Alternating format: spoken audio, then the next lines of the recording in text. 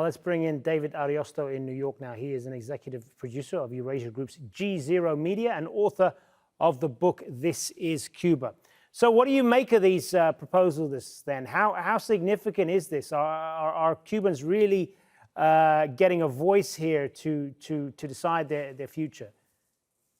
You know, I think it's sort of a two-pronged answer. The first of that is that, yes, this is an opportunity for the Cubans and the Cuban people to come out and openly disagree with their government. This is not something that's all that common on the island. However, this is also a constitution that breeds a lot of continuity with some of the existing changes that former President Raul Castro brought to bear.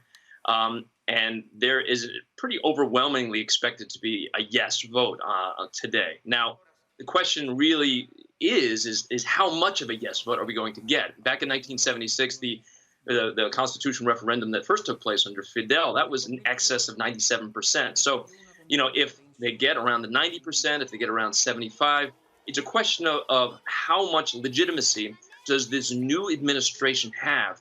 And, you know, when you look at Raul Castro, he's 87 years old, he's got 6 grandchildren, and, you know, he's thinking about institutions beyond him. You know, sort of when he passes, will this revolution society that he and his brother built still have the legacy that he continues to bear? And I think they're really concerned about looking about what happened to the Soviet Union. So this grappling for power amongst the old oligarchs, and he is really concerned about providing the kind of legitimacy that these institutions might bring to bear. And so a popular referendum that is wildly in favor of a yes vote would do that. If not, then you really have to start to wonder if there's cracks in this old Cuban system. Yeah, speaking about the cracks in the system, what would the hardcore revolutionaries in Cuba be making of this? Is this a betrayal of socialism? You know, it's funny. I think, you know, that's that old Tip O'Neill line that all politics is local. You know, when you have Alejandro Castro, Raul Castro's only son, still sort of pulling the strings behind the scenes. You have the old Revolutionary Guard that have not quite receded.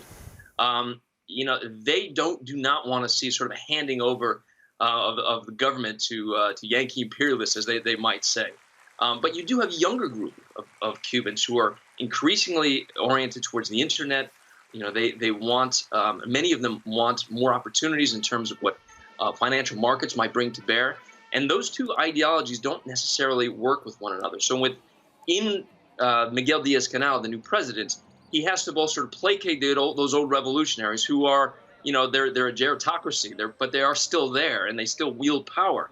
But the broader popular support, who's really never known a leader other than Castro in power, is now starting to look for different ways to change. I think when you really look at what has taken place in Cuba over the years, there's always been this release valve in that they could go to the United States. There's sort of that wet foot, dry foot policy in which if Cubans made it to the United States, they could just simply become residents. And so a lot of the opposition simply went to South Florida, New Jersey.